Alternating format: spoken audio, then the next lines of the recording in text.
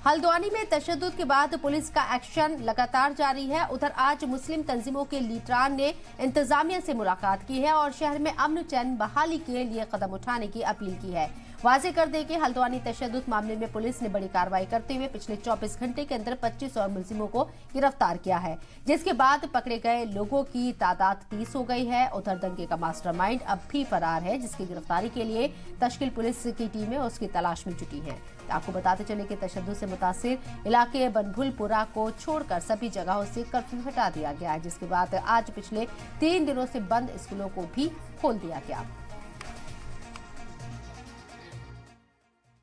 हम यहाँ पर जो आए थे वो ख़ास इसलिए आए थे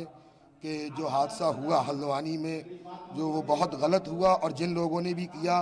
उसकी हमने कड़ी निंदा की और हमने ये भी कहा कि उनके खिलाफ सख्त से सख्त कार्रवाई की जाए। प्लस हमने ये कहा कि जो निर्दोष हैं, जो बेकसूर हैं, जैसा कि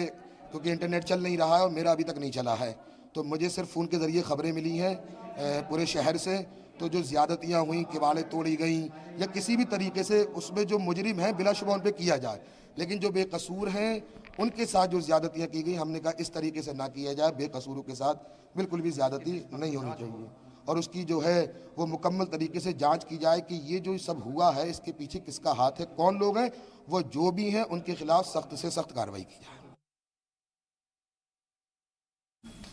उलमाओं के जहां आपको जरूरत है, मैं अपनी तरफ से भी और सारे उलमाओं के जानिब से, ना खाली सुन्नी